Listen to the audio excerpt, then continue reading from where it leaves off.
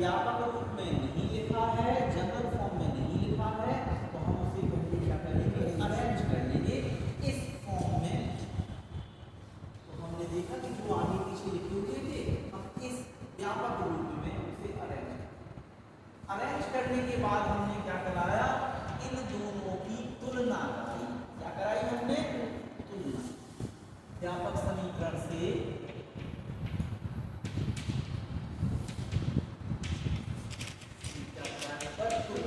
दिया हुआ है, अरेंज करने के बाद हमने तुलना कराना।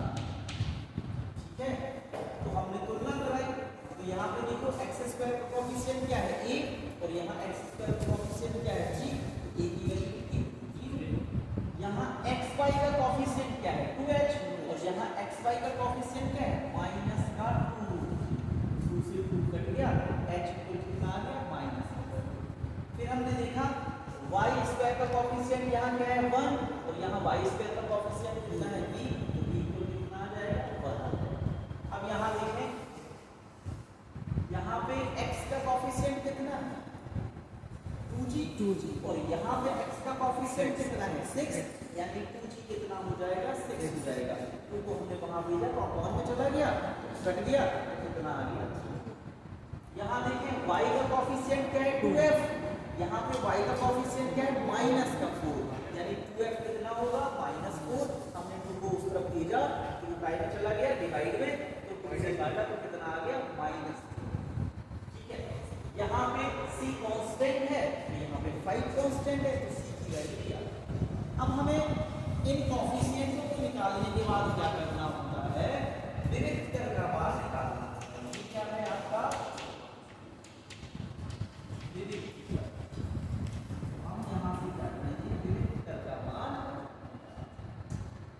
हम जानते हैं क्या होता है, a बराबर abc plus 2fgh minus af square minus bc square minus ch। ये विविक्तर का मान। आप चाहें तो इसे डिटरमिनेंट सारणिक की मदद से भी निकाल सकते हैं, चाहे तो सीधा फॉर्मूला याद कर ले, इसी में पुट करें, सीधा सीधा निकल आएगा। ठीक है, तो हमने सारी वैल्यूज इसमें पुट की। तो अब अगर यहाँ पे देखें डेल का मान कुछ भी आ रहा है, ये 0 तो नहीं है, मान लो वो माइनस में आएगा, प्लस में आएगा, कुछ भी अगर मान आ रहा है, 0 नहीं आ रहा है। अच्छा, अगर 0 आता तो, अगर विविक्तर का मान 0 होता तो यह एक रेखा को प्रदर्शित करता।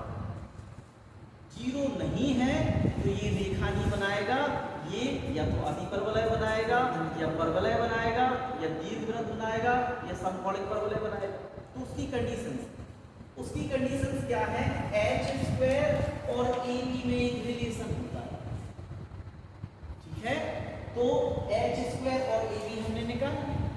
हमने ये देखा कि एच स्क्वायर का मान ए बी के बराबर आ रहा है, तो जब बराबर आ रहा है तो ये क्या होगा, परवलय होगा। ठीक है, ऐसे ही हमने कंडीशंस बताई हुई हैं कि जब छोटा आएगा एच स्क्वायर का मान ए बी से छोटा होगा, या एच स्क्वायर का मान ए बी से बड़ा होगा।